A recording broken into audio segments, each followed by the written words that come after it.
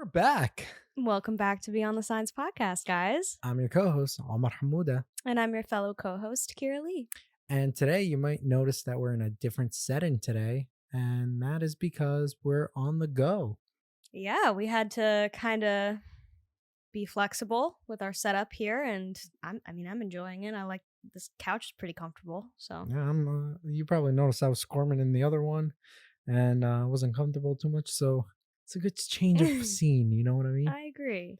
So today, we wanted to talk with you guys about how to plan out a project, and how we personally, plan out our projects, certain strategies we use, examples. We want to talk about like storyboarding and just how we plan a concept, kind of start to finish.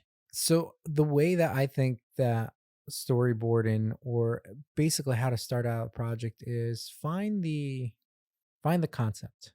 Mm-hmm. Concept is everything when it comes to doing anything, really. So when you start out a project, understand what's it for. Like if you're able to answer what was it, the four what's and the how, Yeah. the four W's and the H, right? Mhm. Which is the what, the when, the where, the Why? why, and how. Mhm. That's when you can really truly like be able to start. So like that's the start for me usually, right? And a concept is basically a two is able to be summed up in two sentences.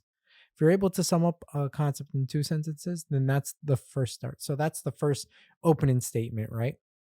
And then it comes down to knowing what's the known and the unknown. So what I do is I like to break it down between two lists, right? Write down all the knowns I have and the unknowns, whether it be location, whether it be what the client wants or what you want to do. Um, all the things that can literally that you have and you know that like literally the known, right? Mhm. The unknown is usually it's not going to be a long list, but it's more or less the variables. Like let's say like for example, let's say you want to shoot a garden, right? But the garden you don't know when they're going to be open and closed. So that would be the unknown, right? You resolve the unknown so you can make it known and then start actually storyboarding from there, right?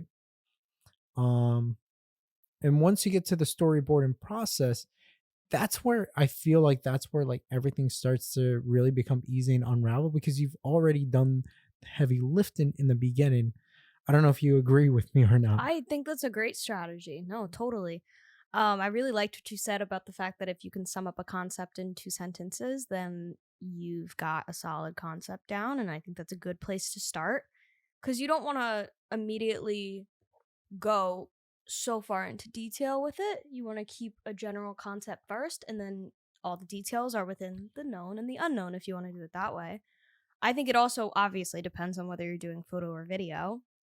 Doing video is a lot more extensive. Doing any film project, cinema project is definitely going to be more extensive work, pre-production that goes into it. Right. And I think like it really comes down to like I love um the brainstorming process because that's where you can like literally throw everything on a whiteboard. If you look at my storyboards when it comes to the planning phase, it's never a clean board. Why? Of Because we're course. throwing things on the whiteboard, right? As soon as we start to feel like there's there's a process going on, that's when we start storyboarding it, and we'll take it from step 1 to step 2. And usually a lot of people like to start from start to end. Sometimes it's never like that. Sometimes you can start from the middle or from the end. You know what the end result is.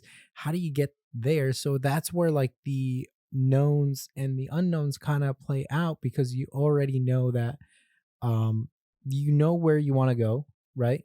So you want to use what you have as your variables to actually play it out. And a lot of people think that it's hard or you need certain things. Sometimes what you already have is doable, all you got to do is make it more of a compelling story. Mhm. And I think like for example, like one of the programs I use is called mural.com, right? Mural.com is more of that whiteboard but in digital form, right? Mhm. So I can use it between my desktop, my iPad, and my phone. Like literally, like I remember showing it to a client, and this is where you can up your like sort of your value when it comes to the production world. 'Cause the way you present it to a client can be so much more professional when it's laid out like that. Exactly. Not even that. Let's say nowadays people are taking Zoom calls and it's more acceptable to do Zoom calls than informal meetings. So like what I'll do is I'll share my screen and I'll actually start drawing while the client's there just so that they can see that I'm planning it with them. Mm. And they just love that too. So it's like it's not necessarily like it is a way to for you to like start planning things, but it also shows you like, hey, I'm valuable in this industry, you know? And I think it's important to note what you were saying about the fact that you can start from the middle if that's where what works for you. You can start from the beginning, the end, you know. It doesn't have to be a linear. I think in any art form, in any project that's being planned, it's most likely never going to be linear. Right. So, I think But that's important here's to here's note. the thing. I've been talking about video and I want to know more about the picture side. Cuz here's the thing. When it comes to pictures for me, even though I go extensive for video, pictures for me are very easy. So I know you have a more complicated process with that. Mhm. How's that with you? You know, it's funny because if you would have asked me that question even a year or two ago, I probably would have given you a different answer or taken a different approach to my answer because in the past, I really never, unless the client came to me with a specific idea or vision in mind, I usually was so much of a freebird when it came to concepts, and it was very light and not planned. And I would usually tell them I love to shoot outside, you know, if possible. I'm not a frequent studio shooter. I like natural light, you know, I really love working with the sun at different times of the day and figuring out, you know, lighting is probably where I held the most control when I would set up a shoot. I would say, you know, would you be available at around 4 or 5? Or in the summer, would you be available around 7 or 8? Because I would love to get that just before sunset, you know, moment. Or would you be available in the morning, you know? I was really specific about the lighting and what time of the day we shot, but in terms of concept, I've really kind of left it up to the client in the past. And it's interesting to see how that's kind of shifted because over the past year, I think it might have to do with the fact that I haven't been shooting as much or as consistently in the past year that as I have, you know, in the years prior. I think it made me think a little more intentionally about the shoots that I did plan because there weren't as many of them.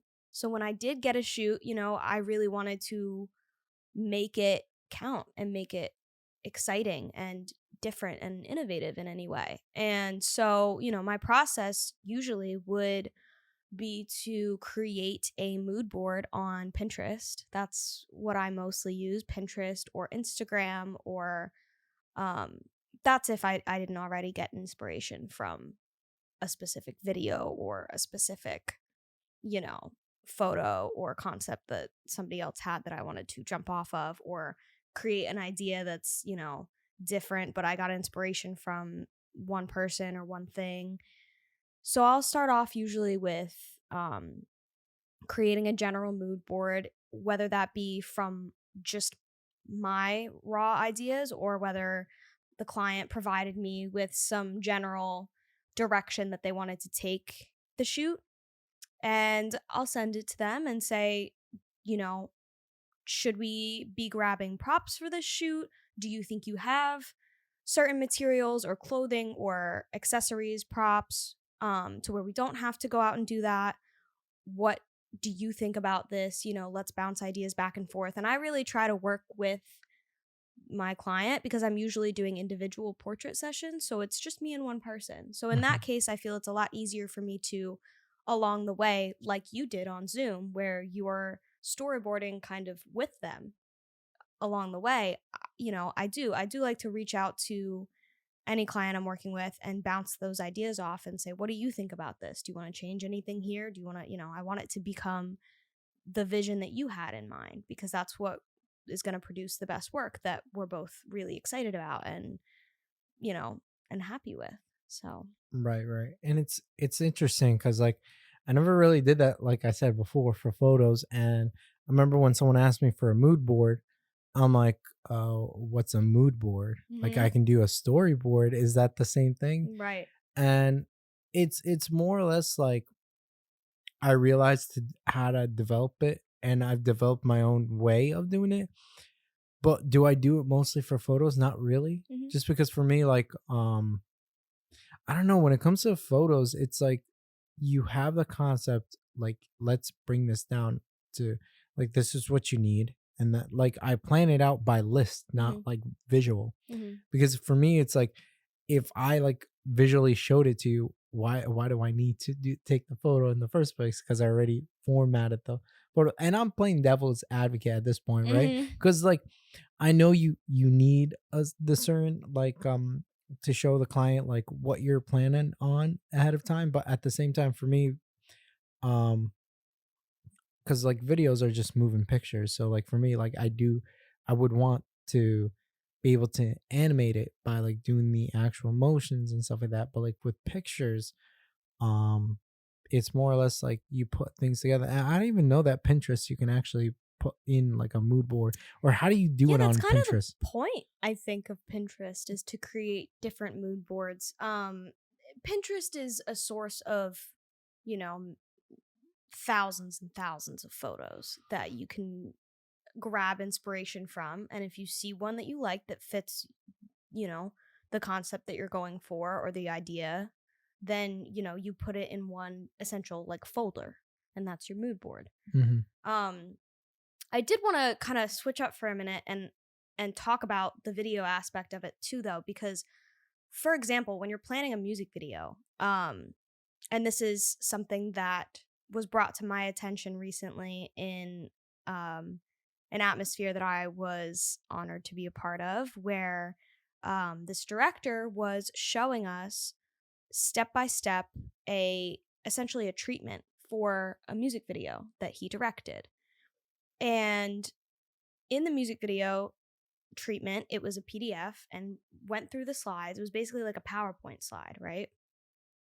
And it was that client's team that had sent it to him saying, this is kind of what we're looking for.